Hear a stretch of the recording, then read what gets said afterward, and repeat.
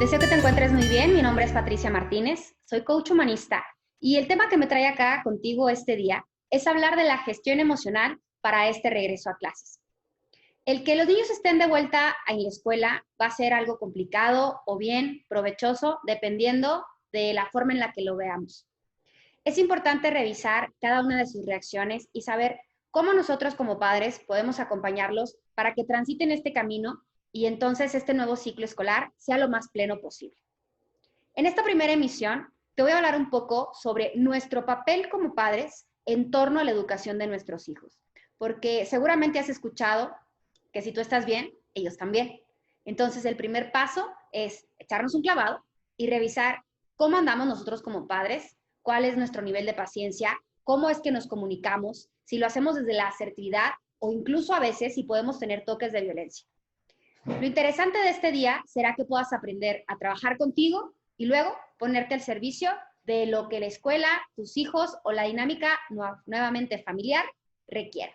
Voy a compartir mi pantalla para que puedas visualizar mi presentación. La primera pregunta que tengo para ti es, ¿cómo estás hoy? Si hoy pudiéramos preguntar cuál es la emoción que prevalece en el contexto en el que te mueves, si pudieras ponerle un nombre específico a lo que te está ocurriendo, ¿cuál sería? Definitivamente, hoy sabemos que nuestro vocabulario emocional puede estar limitado en función de lo que experimentamos. ¿A qué me refiero con esto? Seguimos manejándonos desde las emociones primarias que el mismo Darwin postuló. Darwin nos hablaba de 6 emociones primarias y 5 de ellas las vimos en la película Intensamente, seguramente la viste. Pues bueno, ahí estaba la alegría, la tristeza, estaba la angustia o bien el miedo, el desagrado, ¿sí? El enojo, y Darwin postulaba una sexta que era la sorpresa. Pues bueno, hablar de estas 6 emociones está bien porque nos ayuda a entender qué es lo que nos sucede y qué es lo que estamos haciendo. Sin embargo, si nos vamos a teorías más nuevas, como puede ser Maya y Salovey, que ellos empezaron a hablar de la inteligencia emocional en 1990, de un Daniel Goleman o incluso de un Rafael Vizquerra, hoy sabemos que podemos hablar de emocionarios. ¿Qué es esto? Tenemos más de 30 emociones, porque estas se van a presentar en niveles. Y bueno, Plutchik hablaba del esquema de poder darles colores incluso a las emociones. Hay una frase de Aristóteles con la que me gustaría que pudiéramos empezar este proceso. Educar la mente sin educar el corazón no es educar en absoluto. Y me encanta que esta frase venga como anillo al dedo para este nuevo ciclo escolar, porque nos da la pauta como maestros, como padres de familia, como estos que vamos a estar acompañando a los estudiantes, en la posibilidad de darnos cuenta que lo técnico, lo didáctico, lo académico es importante. Finalmente para eso están inscritos en la escuela. Pero que si no les damos una base emocional, difícilmente el aprendizaje se lo van a apropiar y se van a quedar con él el resto del tiempo. Entonces, qué interesante será que hoy, más que en cualquier otro momento, podamos poner al servicio de nuestros estudiantes y de nuestros hijos la información emocional, que se vuelva parte de un día a día, que dentro de lo que les estamos entregando también exista la posibilidad de brindarles herramientas de inteligencia emocional. Entonces recuerda, educar la mente sin educar el corazón no es educar en lo absoluto, porque entonces es información que van a encontrar en un libro, en línea, en un video, en donde sea, pero que si no logramos que permee a través de lo que ellos sienten, entonces se va a quedar ahí, simplemente en un momento más. Esta es una de las ruedas de emociones de las que yo te hablaba, en donde podemos empezar a experimentar qué es lo que nos está ocurriendo. En el centro están estas 6 emociones primarias de las que yo te hablaba. Pero si pudieras ponerle un nombre más específico, vamos a imaginar que en este momento sientes miedo ante este inicio de clases, que no sabes realmente qué es lo que va a pasar y esto te hace sentir incertidumbre. Si podemos irnos un poco más hacia las orillas, vas a visualizar que hay más emociones: herido, humillado, rechazado, sumiso, inseguro o asustado. En mi caso yo iría un poco por inseguro porque no sé exactamente qué va a pasar, es la primera vez que estamos frente a este contexto digital, no los niños, ni que sea nuevo para ellos utilizar una computadora, pero sí el saber que van a estar siendo evaluados y que debemos cumplir con una currícula. Pues bueno, si pudiese ser entonces todavía más específica, y me voy desde la inseguridad, está el inferior o pobre.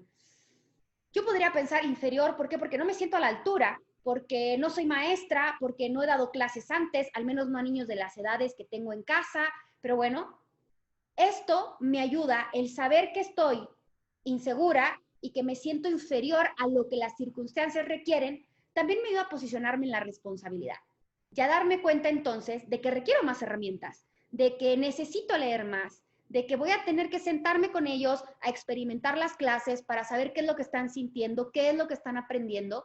Y más allá de ser una mamá helicóptero que tenga que estar alrededor de ellos todo el tiempo, es entender la dinámica para que cuando ellos vengan y platiquen conmigo, pueda yo estar en sintonía. Eso será lo primero, que esta misma rueda tú la identifiques, sepas cómo estás hoy, cómo te sientes mañana, incluso si puedes imprimirla, ponerla en el refrigerador y hacer un ejercicio familiar en donde juntos sepamos cada uno de los miembros de esta familia cómo se siente.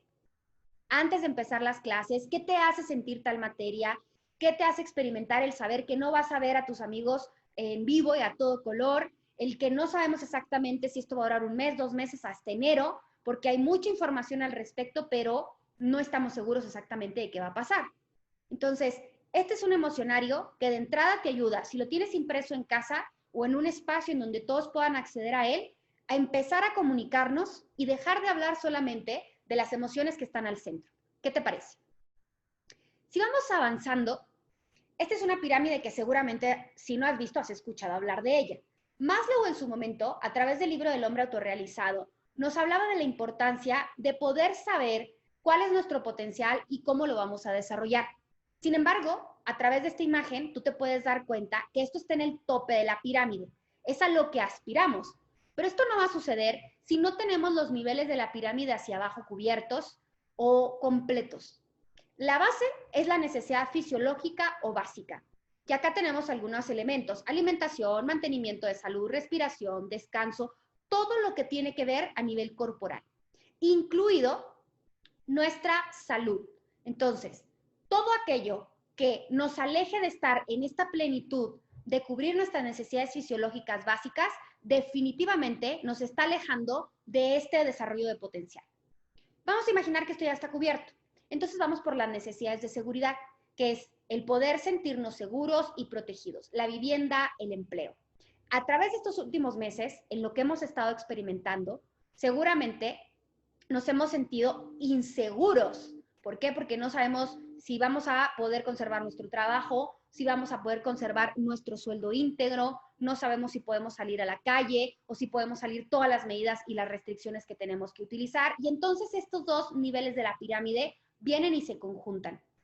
Sin embargo, las conversaciones que empecemos a tener en casa o que ya hayamos tenido con nuestros hijos van a definir también el cómo ellos se sientan en estos dos niveles de la pirámide. Porque aunque puedan tener cubiertas todas las necesidades, si constantemente nuestras conversaciones al interior de casa son desde la escasez, desde lo que no tenemos, desde el miedo, inevitablemente es lo que va a permear y lo que ellos van a terminar entendiendo. ¿Por qué? Porque al final del día están conectados con nosotros y la manera en la que se comunican con el mundo es a través de lo que les decimos. El tercer esquema son las necesidades sociales, el desarrollo afectivo, la asociación, la aceptación, el afecto. Y definitivamente esto viene a impactarse, especialmente porque la educación va a ser a distancia y no van a poder ver a sus amigos, no van a poder tener un contacto con su maestra. Si bien es cierto, esto no es nuevo, porque en los últimos meses es algo que ya se había estado viviendo, pues bueno, era mientras pasaba el ciclo escolar. Hoy sabemos que es la forma en la que vamos a iniciar. Entonces, no podemos llevarlos con sus amigos, no podemos asistir al plantel, pero sí podemos empezar a generar otras formas de desarrollo afectivo, teniendo reuniones a través de algunas plataformas, permitiéndoles que hagan llamadas telefónicas, a lo mejor que se extiendan un poco en los videojuegos, no tanto por el tiempo, sino por la convivencia, y esto les va a permitir cubrir estas necesidades sociales por lo pronto y también incluir en nuestra dinámica familiar momentos en los que podamos experimentar la convivencia, no necesariamente a través de ver una película, implementar la noche de juegos de mesa, el poder hacer una receta juntas, cualquier momento en el que podamos desarrollarnos afectivamente a través de la asociación va a impactarlos de manera positiva. Y bueno, esto nos permite darle puntos al siguiente escalón, que es el de la necesidad de autoestima, sentirse reconocidos, con confianza, con respeto y con éxito. Dependiendo de la etapa en la que nuestros hijos se encuentren, vamos también a poderles dar o cubrir más bien estas necesidades psicoafectivas que todos tienen. Entonces, dependiendo del módulo en el que tú te hayas inscrito, pues vas a ir viendo cómo cubrir estas necesidades psicoafectivas. ¿Para qué? Para que eventualmente tanto ellos como nosotros podamos estar en este tope de la pirámide que es el desarrollo de nuestro potencial, dándonos cuenta que estamos aprendiendo, es una situación nueva para todos, pero que si lo hacemos con paciencia, con entrega y con mucha aceptación de lo que viene, vamos a poder lograr esa autorrealización. Y bien, algo que me gustaría compartir contigo es la importancia de que cada vez que estemos frente a algo nuevo, frente a algún nuevo esquema, podamos aprender desde la concepción del método DADA. Este método lo diseñó Jim Kwik, que es un experto en aprendizaje acelerado, y lo hace a través de estas siglas que tienen su significado. La primera D es de desaprender. ¿Qué significa esto? Que si tú ya has escuchado hablar de inteligencia emocional, que si tú ya sabes cómo trabajar con tus hijos, pero te has interesado en este tema, te invito a que desaprendas lo que ya sabías, no porque no sea importante, sino para que traigas tu mente abierta y podamos hacer esta conversación más fluida y que cada cosa que yo te entregue la pases por tu sistema y tomes lo que te sirva y lo que no lo deseches, pero que no lo deseches solo porque ya tienes una idea preconcebida y no le estás dando entrada. Eso sería lo primero. Que desaprendas tus circunstancias, que dejes de lado el pensar que tienes demasiado trabajo, que ahorita la relación con tus hijos no está tan saludable, que tu pareja no te apoya, que las circunstancias van a estar ahí siempre. Lo que tú hagas con ellas va a depender de ti, porque entonces esto nos lleva al número 3, que es desaprender tus limitaciones. Olvídate, por favor, de yo no estuve en una escuela como esa, yo no sé usar la computadora, es que yo no le sé a los dispositivos electrónicos, es que no te manejes desde la escasez.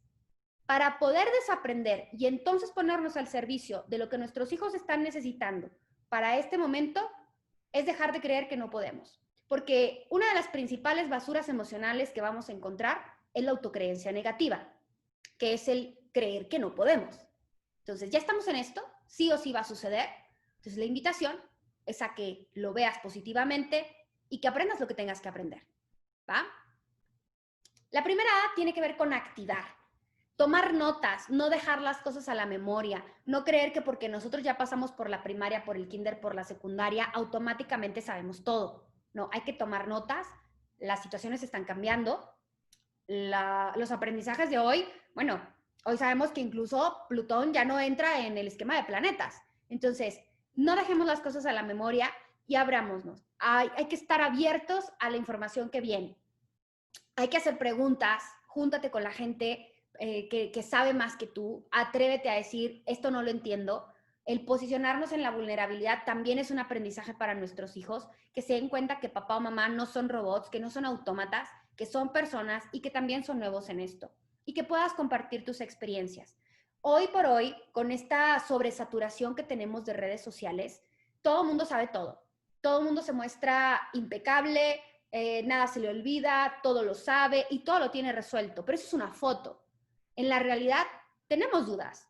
En la realidad no sabemos exactamente qué hacer. Entonces atrévete a compartir la experiencia para que entonces el aprendizaje sea activo. ¿Por qué? Porque dice esta frase, el aprendizaje no es un deporte para espectadores. Si nos vamos a sentar a esperar, pues bueno, se nos va a ir el año escolar y no vamos a saber ni qué pasó. Esa sería la primera A. Vamos por la segunda D, que es declarar. Todo aprendizaje depende de tu estado. Si cambias tus pensamientos y cambias tu cuerpo, vas a poder abrazar mejor la información y ponerla a disposición conforme se vaya necesitando en casa.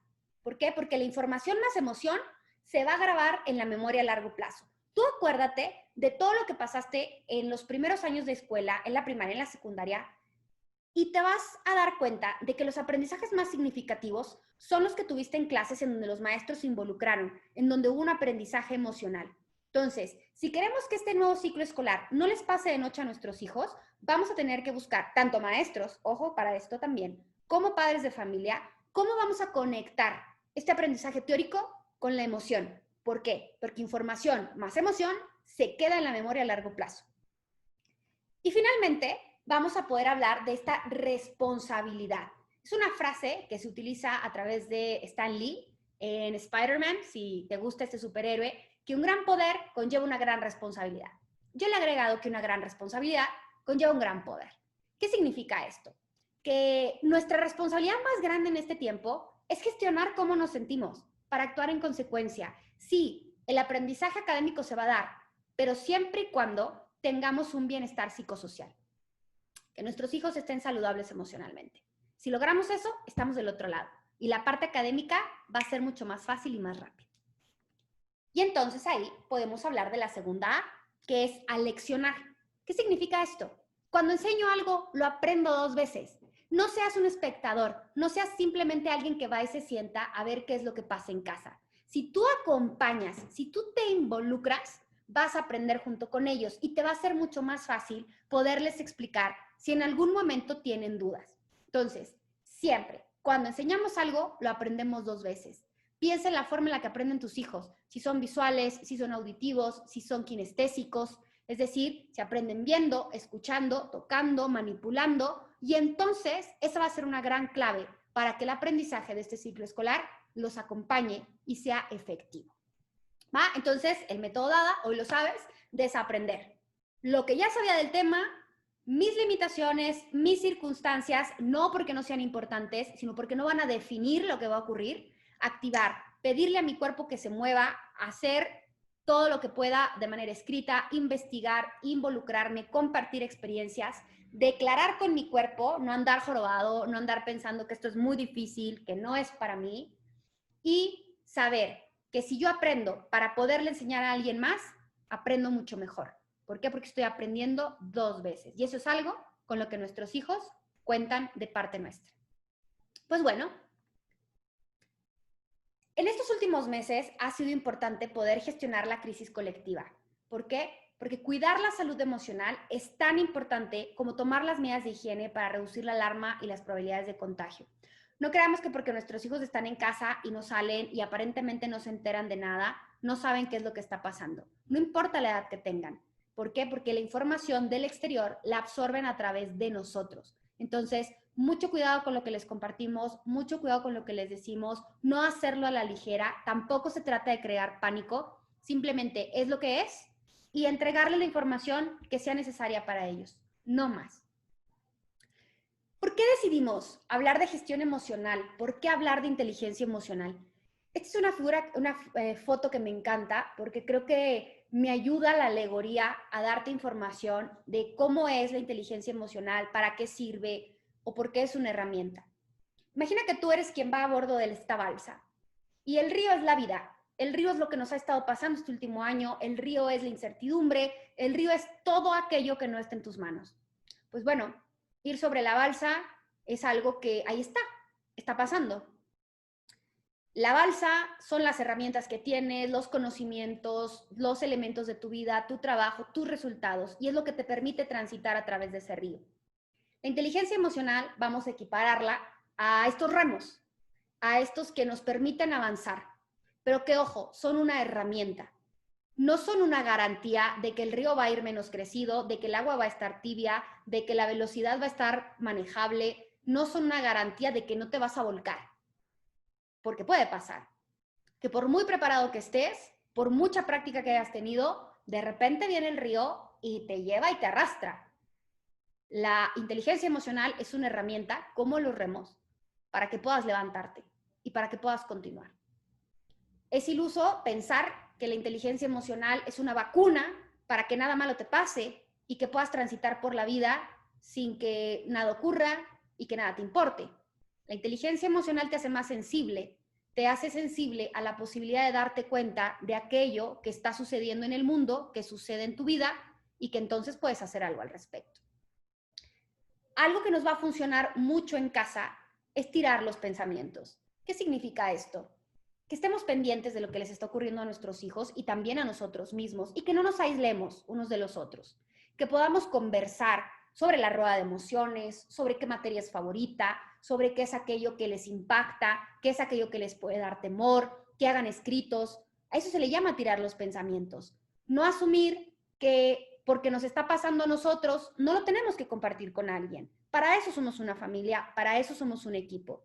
Entonces, poner sobre la mesa la posibilidad de poder estar juntos, incluso en los malos momentos, y que se den cuenta que no estamos aislados, que a veces estamos todos en la misma sala y cada quien está en un dispositivo aparte, pero generar mesas de conversación, oportunidades de diálogo, no importa qué edad tengan tus hijos, hasta los más pequeños están ansiosos de contarte cómo se sienten. Ahora lo que sigue es que tú puedas diseñar estrategias sobre cómo te vas a comportar con ellos. Pero bueno, antes de hablar de cómo nos vamos a comportar con nuestros hijos, porque eso lo vamos a dejar para los 3 módulos que siguen, dependiendo de la edad de tus hijos, vamos a hablar de cómo estás tú, ¿sí? Porque para evitar la histeria colectiva necesitamos varias cosas. Necesitamos mantener la calma, necesitamos obtener información confiable, tomar las medidas de higiene, saberlo como parte de lo que hoy estamos viviendo, confiar y colaborar con las instituciones. ¿Por qué? Porque independientemente si están haciendo o no un buen trabajo o la percepción que tú tengas, para nuestros hijos, por las edades que tienen, porque todavía van a la escuela, el asumir que hay alguien que nos dirige es asumir que tiene razón. Entonces, si constantemente estamos contraponiéndonos a las reglas y a lo que sucede, también esto se los estamos enseñando. ¿Sí? Entonces, bueno, primero decíamos saber cómo estás tú. ¿Y por qué? ¿Por qué primero tú y no tus hijos? Porque esa es una creencia colectiva que tenemos, que primero están los otros y luego los que estamos aquí. No, primero estás tú. Es como cuando viajábamos en avión, digo viajábamos porque hace meses que no lo hago, bajaba esta bolsa y nos decía la persona que nos daba las indicaciones que en caso de una despresurización de la cabina, pues bueno, iban a bajar las bolsas y nos teníamos que poner la mascarilla primero nosotros. Y hasta que nos hubiésemos asegurado de tener oxígeno, entonces podíamos ayudar a alguien. Lo mismo va a suceder con nuestros hijos. No podemos apoyarles si primero no estamos para nosotros. Entonces, de entrada, yo te invito a que pienses, hagas una reflexión, no tiene que ser durante el video, lo puedes poner pausa o incluso lo puedes hacer una vez que terminemos, que reflexiones sobre estas áreas que yo te estoy poniendo acá. Integridad personal, tu salud, integridad familiar de los que te rodean, la integridad en general del lugar en donde vivimos, tus ingresos, tu alimentación, tus créditos y deudas, tus gastos fijos y cualquier otro que se te ocurra. ¿Sí? Respires profundo y sueltes el aire 3 veces.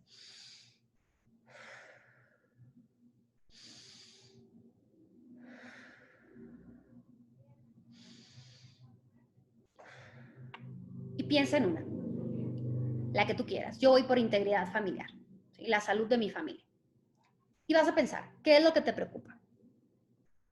Que no puedan salir a la calle, los insumos que tenemos que utilizar para ello, la falta de contacto, que ellos se dan cuenta que sus amigos sí salen, que todo aquello que te preocupa.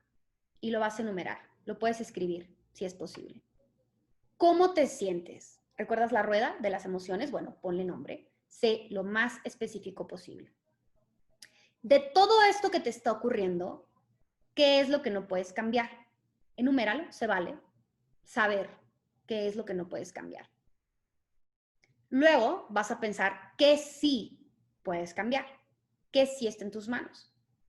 De eso vas a pensar cuáles son los recursos que tienes, con qué sí cuentas, qué te falta.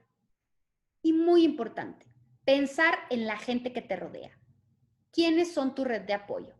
¿En quién puedes confiar? Si necesitas apoyo, ¿a quién se lo puedes pedir? Y de todo esto que tengas, ¿qué es lo mejor que puedes hacer ahora? ¿En qué te quieres enfocar? Y así lo haces con cada una de estas secciones o de estas áreas. ¿Por qué? Porque generalmente, sobre todo cuando tenemos familias a nuestro cargo, lo primero que queremos hacer es resolverlo todo, para que nadie batalle, para que nadie se estrese. Y a veces esto es posible porque los demás ni se enteran, pero resultamos nosotros siendo los afectados, y ya no solo me refiero en un tema en donde estés cargando con estrés, sino en afectaciones a tu salud. Diabetes, hipertensión, sobrepeso, que luego se convierte en obesidad, irritación, bueno, y otras cuestiones que no nos permiten avanzar óptimamente por la vida.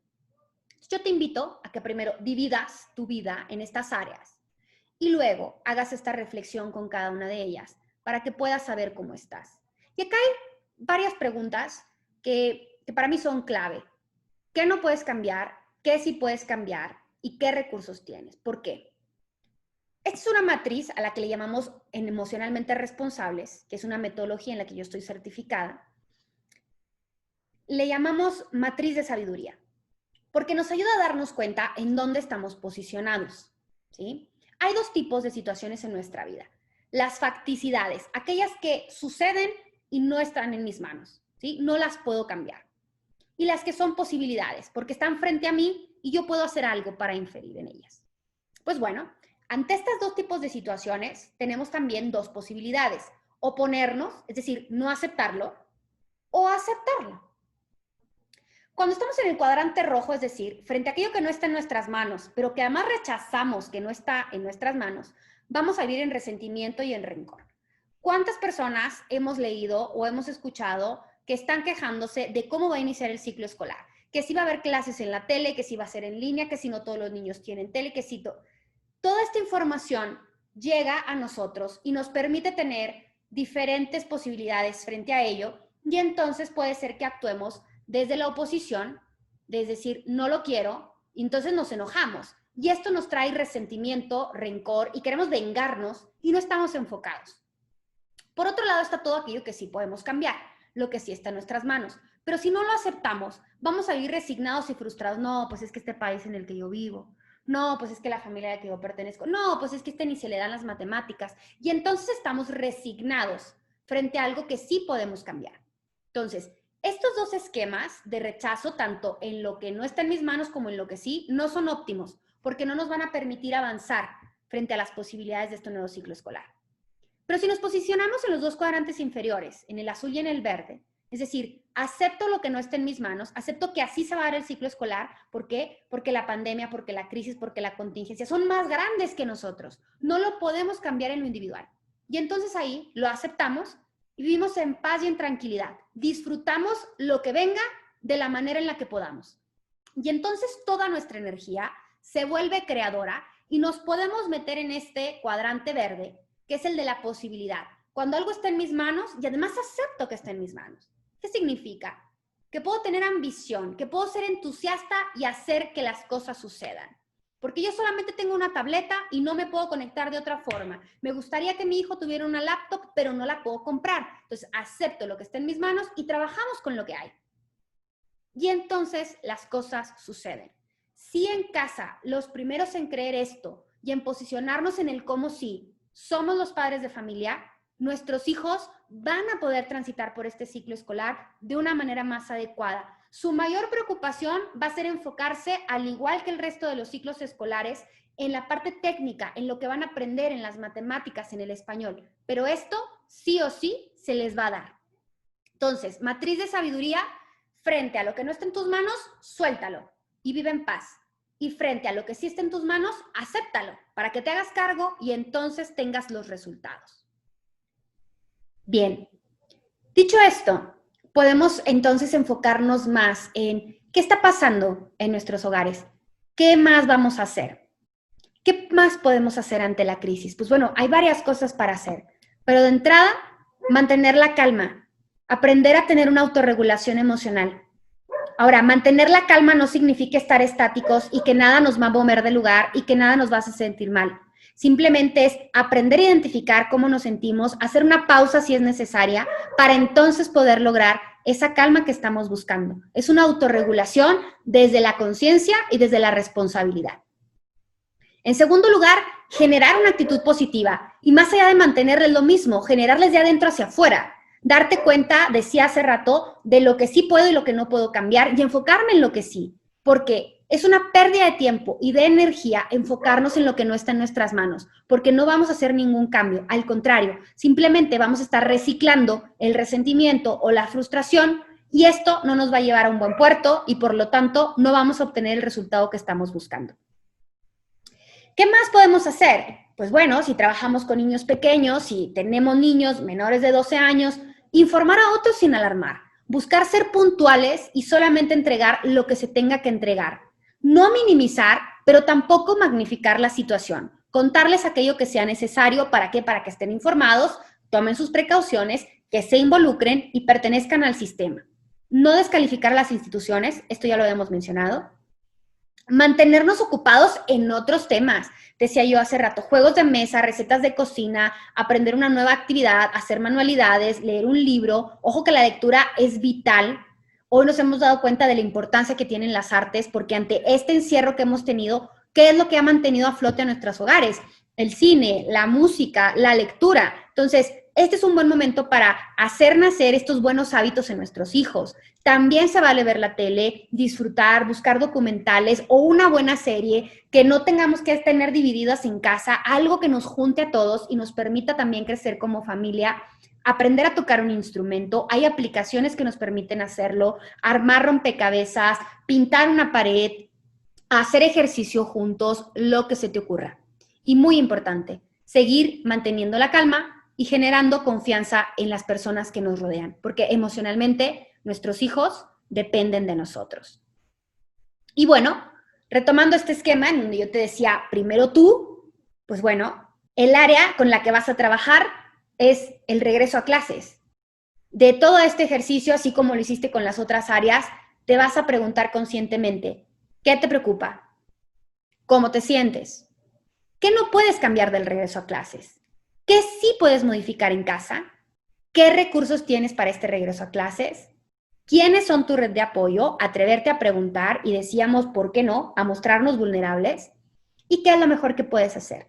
Haz tu lista y te invito a que la compartas conmigo. En los comentarios te voy a dejar mis redes sociales y juntos podemos irlas explorando. Este fue nuestro primer módulo de gestión emocional para el regreso a clases. Si yo como padre quiero acompañar efectivamente a mis hijos, primero necesito saber cómo estoy yo, qué puedo cambiar, qué no, enfocarme en lo que sí, cuáles son mis recursos, con quiénes cuento y entonces hacer que las cosas sucedan. Muchas gracias por haber llegado hasta aquí y nos vemos en la próxima emisión. Mi nombre es Patricia Martínez, coach humanista de C3, Coaching y Formación para el Éxito.